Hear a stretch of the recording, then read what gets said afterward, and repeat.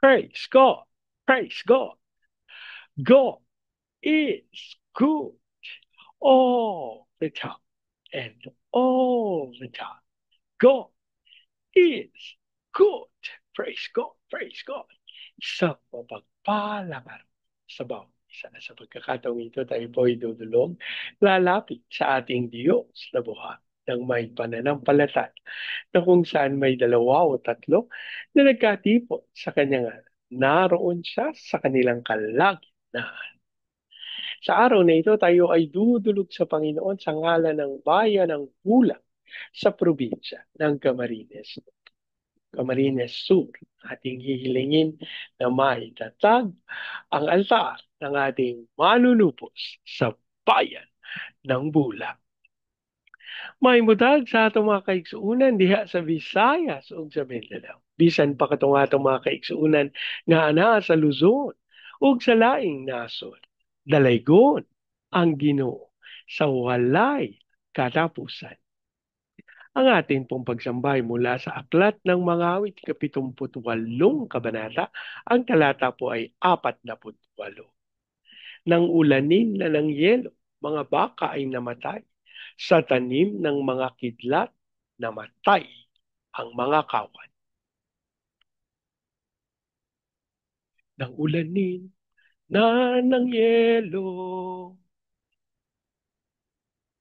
mga baka ay namatay. Sa tanim ng mga, sa talim ng mga kidlat, namatay ang mga kawan. Nang ulanin ng yelo, mga baka ay namatay. Sa talim ng mga kidlat, namatay ang mga kawan. Manaming Diyos na makapangyarihan sa lahat, kami po'y nagpapasalamat sa pagkakataon na minsan pa kaming makakadulog at makakalapit sa iyong banal na harapan. Ama, sa aming mga sarili, inaamin po namin wala kaming magagawa. Kaya't dalangin namin, dasal namin ang iyong pangunguna, ang iyong pagkilos sa aming mga buhay. Kami po'y nagpapakumbaba, humingi ng tawad sa lahat naming pagkakasala at ang aming panalangin. Lord, linisin kami ng banal na dugo ng aming manunubos. Dasal namin ang iyong pagsasaayos sa aming mga kaisipan, sa aming mga puso, upang kami patuloy na lumakad sa iyong landas ng katwiran. Habang amin din pong idinudulog sa iyo ang bayan ng Bula sa probinsya ng Camarines. Aming panalangin ng lahat ng altar at lahat ng kasunduan na ginawa sa bayan ng Bula nang hindi ayon sa pangalan ng aming manunubos ay mapawalang bisa sa pangalan ni Jesus. Ang aming panalangin sa pangunguna ng iyong Santong Espiritu maitatag ang altar ng aming Panginoong Heso Kristo sa bayan ng Bula. Maraming salamat po ang aming pag-asa. Tinugon at tinanggap namin ang aming panalangin sa pangalan ng aming Panginoong Jesus. Amen. Amen. Amen. Amen. Amen. Amen. Amen. Amen. Praise God. Praise God.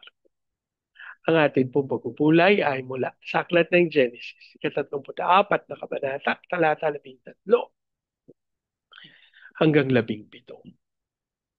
Dahil sa paglapastangan ni Dina, mapanlinlang ang pagsagot ng mga anak ni Jacob sa mag-amang Hamor at Shechem. Sinabi nila, malaking kahihiyan namin kung hindi tuli ang mapapangasawa ng aming kapatid. Papayag lamang kami kung ikaw at ang lahat ng mga lalaking nasasakupan ninyo ay magpapatuli. Pagkatapos, maaari na ninyong mapangasawa ang aming mga dalaga at ang inyo na may mapapangasawa namin. Magiging magkababayan na tayo at mamumuhay tayong magkakasama. Kundi kayo sasang-ayon, isasama na namin si Dina at aalis na kami. Ang Diyos po ang magpala ng kanyang buhay at makapangyarihang salita. Maliwanag po sa bahaging ito ng banal na kasulatan yung kanilang kaisipan ng paglapastangan sa kanilang kapatid at sa kanilang lahi.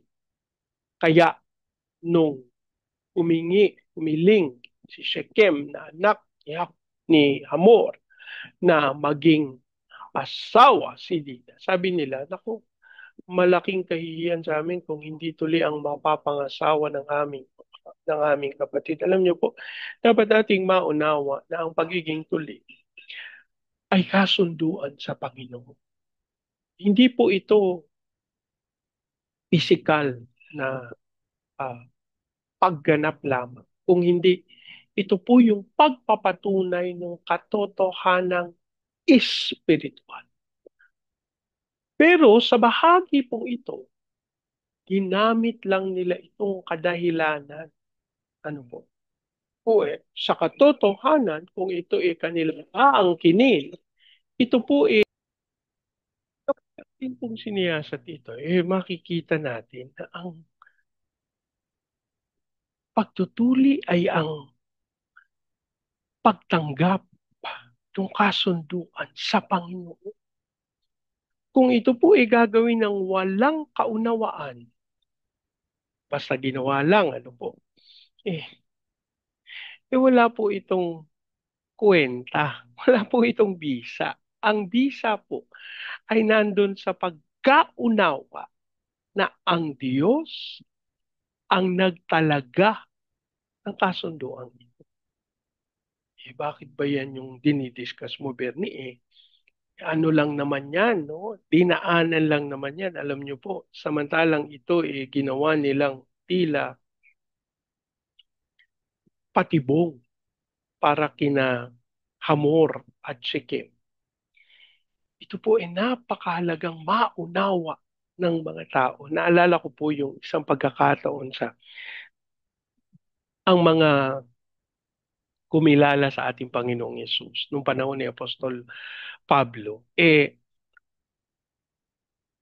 nagpunta sila dun sa mga ah, lugar ng mga hintil. Hindi tuloy yung mga yun. So sabi nila, kailangan magpatuloy kayo kasi kaming mga Israelita, kaming mga Hudyo, tuli. Kapag po tinignan natin yung pakikipagkasundo ng Panginoon sa mga Hudyo, sa mga Israelita. Ano po? Kaya yun nga yung sinabi ni Apostol Pablo na kung ito hindi magiging katanggap-tanggap para sa kanila, wag natin silang pilitin. No? Kasi kung tuli o hindi tuli, hindi yan mahalaga sa kaligtasan. Pero ako po, ito po yung aking paniniwala. No? Yung pakikipag-ugnayan sa Panginoon kasi may pisikal na manifestasyon. Kaya alam niyo po ako, nagpapasalamat sa Panginoon kasi sa ating bayan, ako, tayo tinutuli, paniniwala tayo dito. Actually, ang kaisipan naman ng mga Pilipino kapag tinuli, tataas, no? Ito na yung pagsisimula ng pagbibinata. Pero sa katotohanan, ako po, nung aking naunawa na ito pala yung pagtanggap ng pakikipagkasundo sa Diyos, pakikipagkaisa sa Diyos. Alam niyo pong ginawa sa akin, pumanatag yung aking kalooban. Nagpasalamat ako sa Panginoon at sinabi ko sa Diyos na, Oh Lord, meron akong pakikipagkaisa sa iyo. Paano naman kami mga babae? Hindi naman kami, hindi naman pwedeng gawin sa amin yan. Alam niyo pong sabi ng salita ng Diyos, higit sa pisikal, dapat ang tinutuli sa atin ng ating mga puso. Kasi yung ating mga puso ang marapat na makipagkaisa sa Diyos. At ito'y nagaganap kapag ating tinanggap ang ating Panginoong Yesus sa ating puso bilang Diyos at tagapagligtas. Kapag tayo nagsisi sa lahat nating kasalanan at hiniling yung kanyang pangunguna sa ating buhay bilang Diyos at tagapagligtas. Kung handa po kayo, naganapin ang bagay na ito, nais ko po kayong pangunahan. Manalangin tayo. Ama naming Diyos na makapangyarihan sa lahat, kami po'y nagpapasalamat sa pagkakataon na maidulog at mailapit sa iyo ang bahagi, Panginoon, ng aming mga buhay na nangangailangan ng iyong pagkilos ang aming mga puso. Kami po'y humihingi ng kapatawaran sa lahat naming pagkakasala at ang aming panalangin, pumasok ka sa aming buhay sapagkat tinatanggap ka na bilang Diyos at tagapagligtas. Ipahintulot mo po na mula ngayong araw na ito, maunawa namin ang ganap yung pakikipagkaisa sa iyo na sa aming mga buhay, itinatag ang altar para sa iyo, Panginoong Kristo, upang tunay kaway aming mahandugan ng pagpupuri at pagsamba. Amin din pong idinudulog sa iyo, Panginoon, ang bayan ng buhi, Panginoon, sa Camarines, ang aming panalangin, ang lahat, Panginoon, maganap yung iyong kalooban sa bayan ng Bula, Lord God, sa Camarines Sur.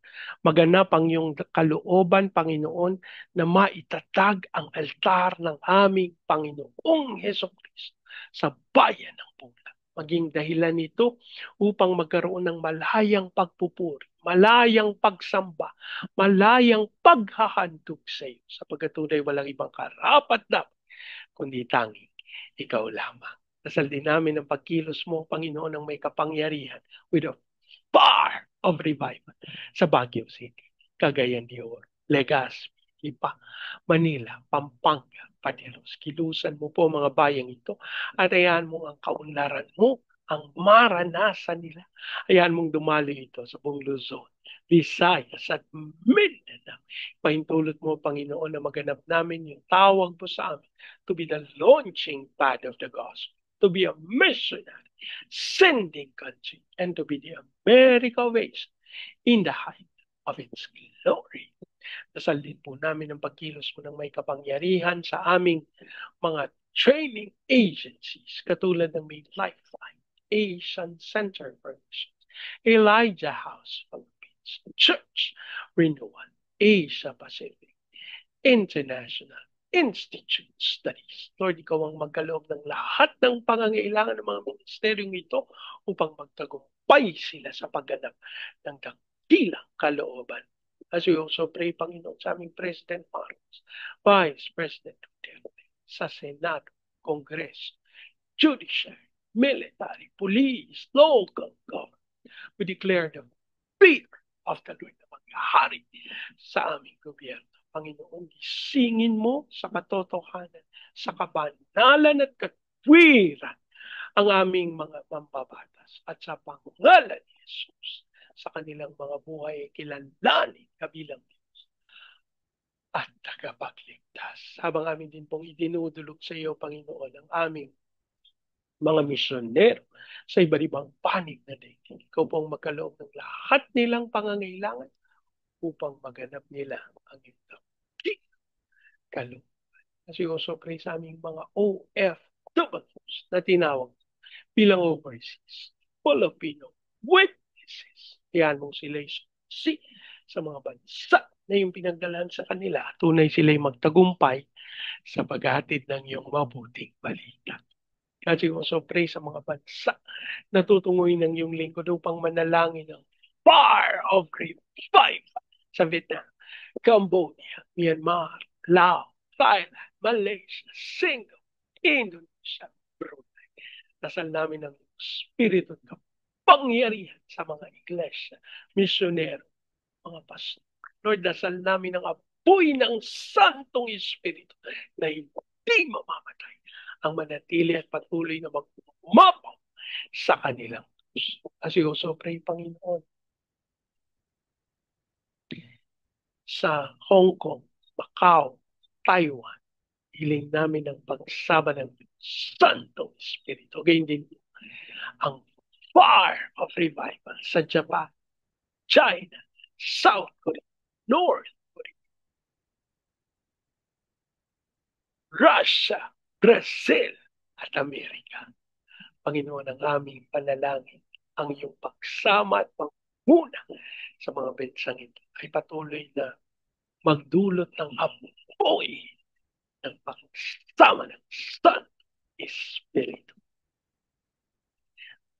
Lord, we decree your peace over Israel habang patuloy namin tinatanggap ang katugunan ng peace treaty na pinayagan magkaroon ng kaganapan. Maraming salamat. Pinangkin namin, tinugon at tinanggap namin ang aming panalangin sa pangalan ng aming Panginoong Jesus.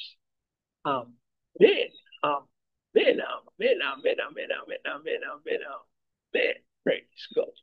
Praise God. Lagi po nating tatandaan sa anumang pagsubok, problema, kahirapan, sakit, karamdaman.